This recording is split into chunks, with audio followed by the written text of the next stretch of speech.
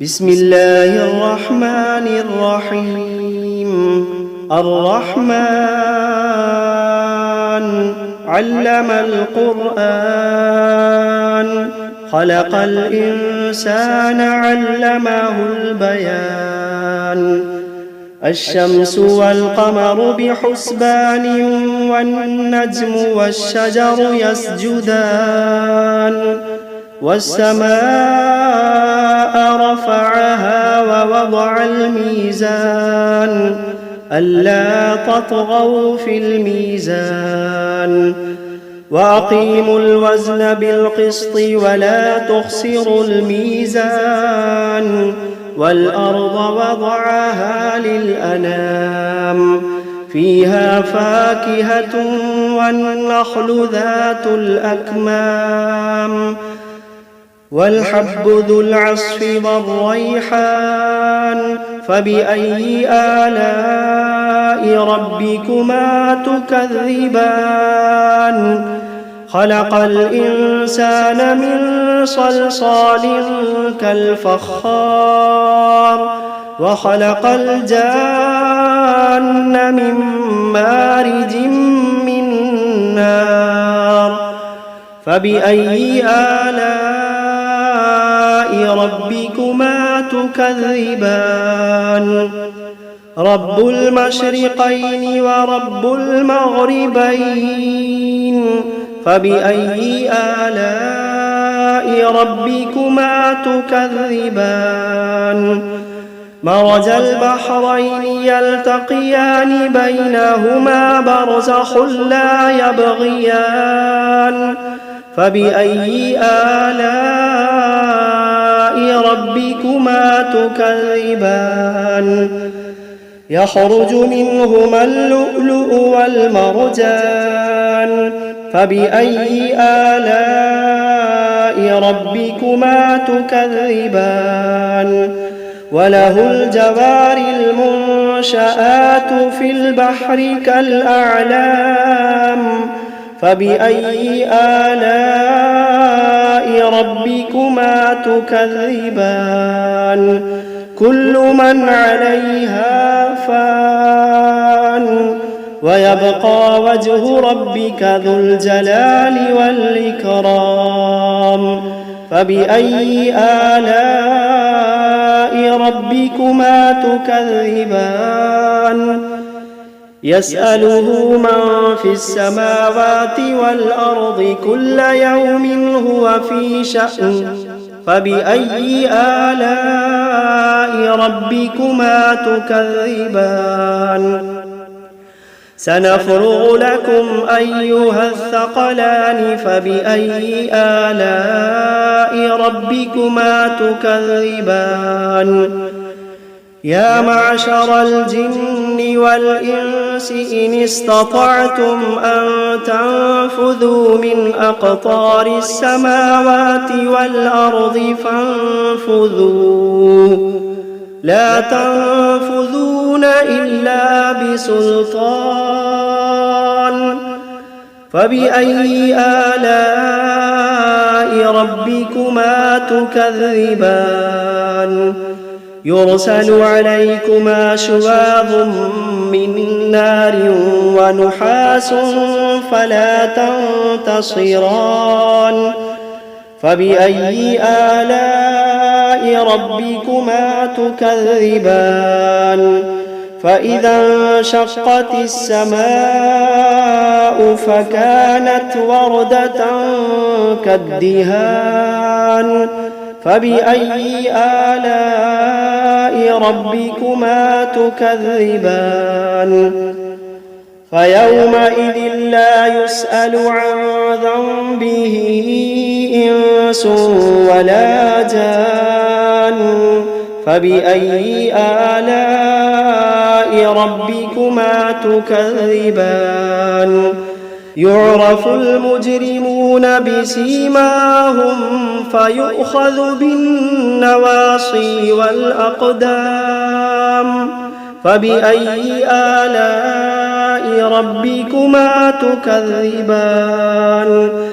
هذه جهنم التي يكذب بها المجرمون يطوفون بينها وبين حميم آن فبأي آلاء ربكما تكذبان ولمن خاف مقام ربه جنتان فبأي آلاء ربكما تكذبان ذواتا أفنان فبأي آلاء ربكما تكذبان فيهما عينان تجريان فبأي آلاء ربكما تكذبان فيهما من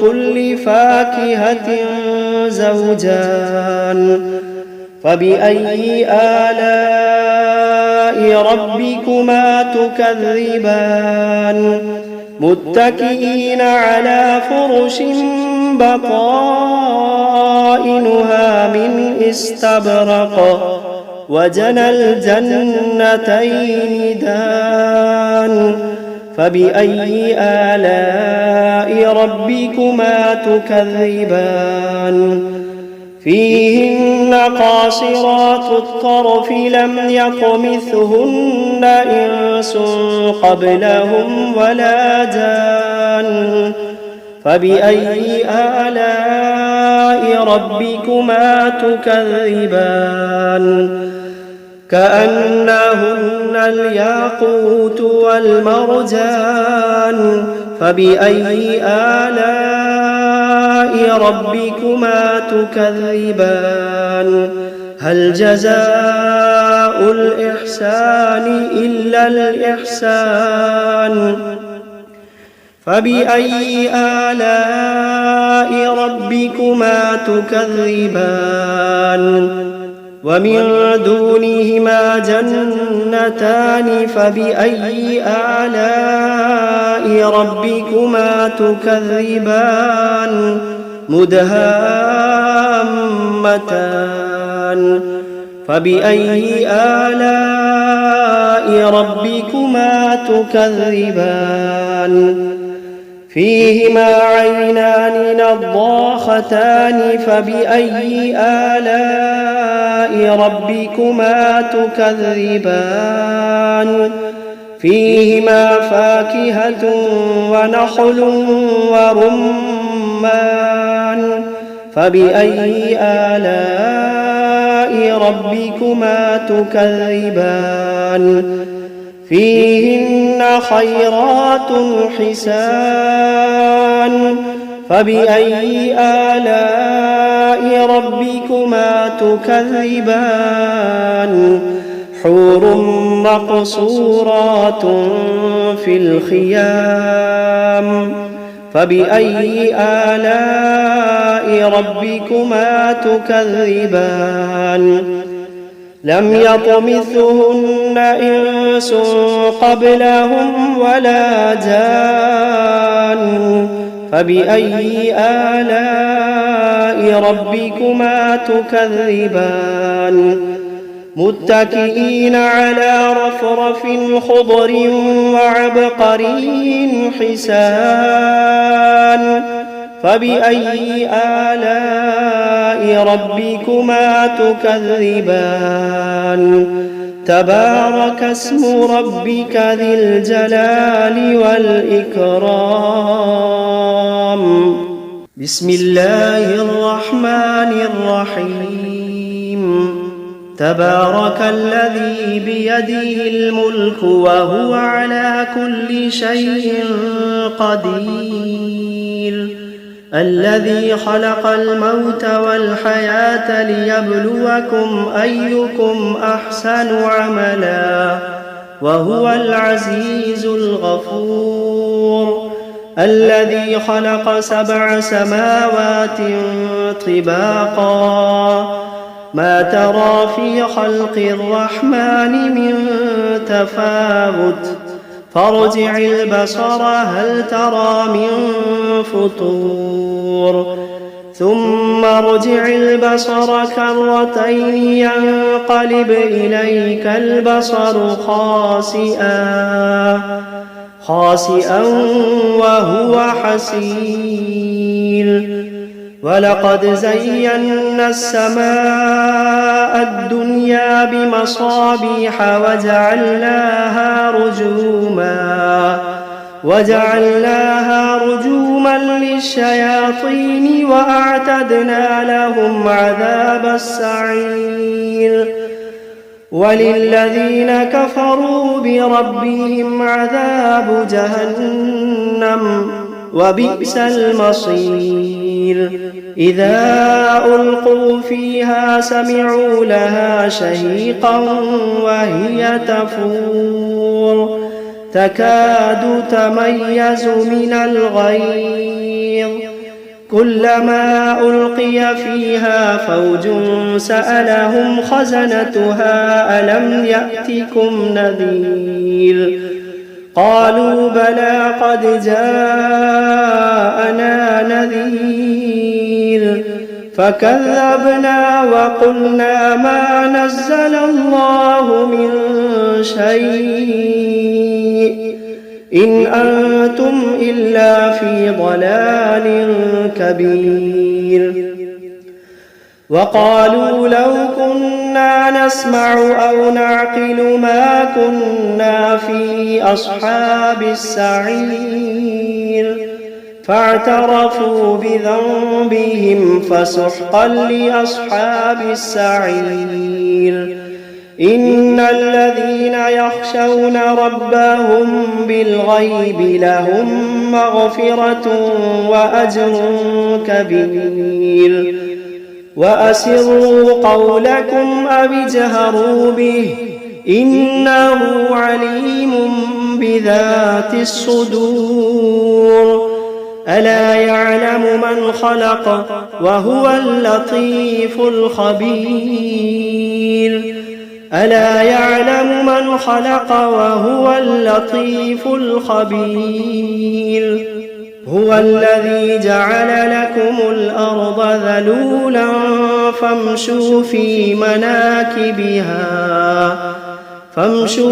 مناكبها وكلوا من رزقه وإليه النشور أأمنتم من في السماء أن يخسف بكم الأرض فإذا هي تمور أم أمنتم من في السماء أن يرسل عليكم حاصبا فستعلمون كيف نذير ولقد كذب الذين من قبلهم فكيف كان نكير أولم يروا إلى الطير فوقهم صافات ويقبضن ما يمسكوهن إلا الرحمن إنه بكل شيء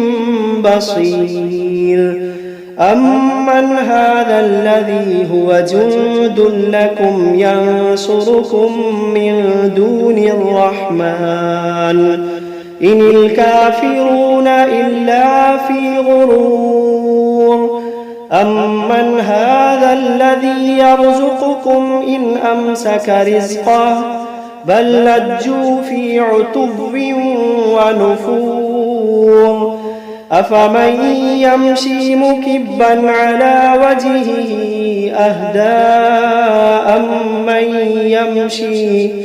أمن يمشي سويا على صراط مستقيم قل هو الذي أنشأكم وجعل لكم السمع والأبصار والأفئدة قليلا ما تشكرون قل هو الذي ذرأكم في الأرض وإليه تحشرون ويقولون متى هذا الوعد إن كنتم صادقين قل إنما العلم عند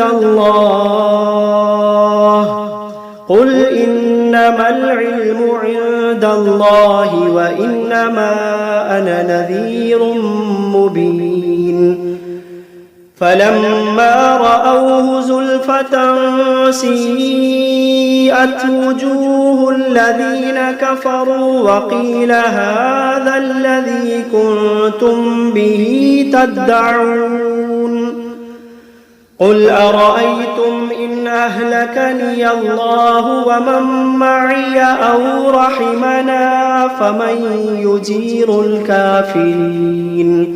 فمن يجير الكافرين من عذاب أليم قل هو الرحمن آمنا به وعليه توكلنا فستعلمون من هو في ضلال مبين قل أرأيتم إن أصبح ماؤكم غورا فمن يأتيكم بماء معين بسم الله الرحمن الرحيم قل أوحي إلي أنه استمع نفر من الجن فقالوا إنا سمعنا قرآنا عجبا يهدي إلى الرشد فآمنا به ولن نشرك بربنا أحدا وأنه تعالى جد ربنا ما اتخذ صاحبة ولا ولدا وأنه كان يقول سفيهنا على الله شططا وأنا ظننا أن لن تقول الإنس والجن على الله كذبا وأنه كان رجال من الإنس يعوذون برجال من الجن فزادوهم رهقا وأنهم ظنوا كما ظننتم أن لن يبعث الله أحدا وأنا لمسنا السماء فوجدناها ملئت حرسا شديدا وشهبا وأنا كنا نقعد منها مقاعد للسمع فمن يستمع الآن يجد له شهابا رصدا وأنا لا ندري أشر أريد بمن في الأرض أم أراد بهم ربهم رشدا وأنا منا الصالحون ومنا دون ذلك كنا طرائق قددا وأنا ظننا أن لن نعجز الله في الأرض ولن نعجزه هربا وأنا لما سمعنا الهدى آمنا به فمن يؤمن بربه فلا يخاف بخسا ولا رهقا وأنا منا المسلمون ومنا القاسطون فمن أسلم فأولئك تحروا رشدا وأما القاسطون فكانوا لجهنم حطبا وأن لو استقاموا على الطريقة لأسقيناهم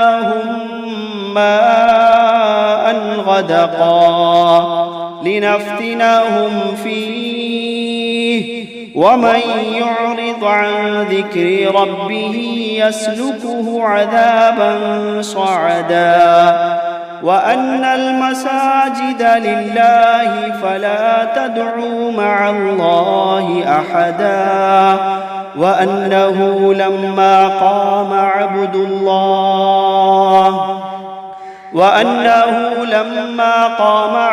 الله يدعوه كادوا يكونون عليه لبدا قل إنما أدعو ربي ولا أشرك به أحدا قل إني لا أملك لكم ضرا ولا رشدا قل إني لا أملك لكم ضرا ولا رشدا قل إني لن يجيرني من الله أحد قل إني لن يجيرني من الله أحد ولن أجد من دونه ملتحدا إلا بلاغا من الله ورسالاته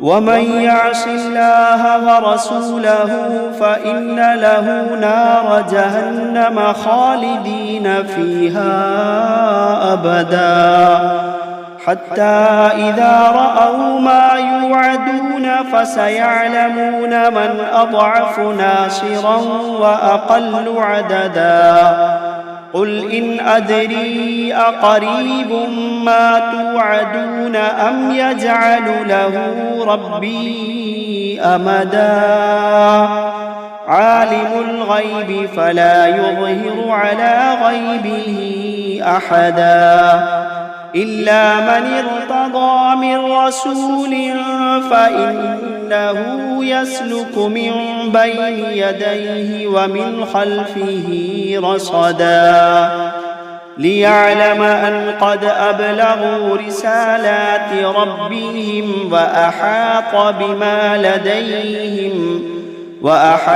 بما لديهم وأحصى كل شيء عددا.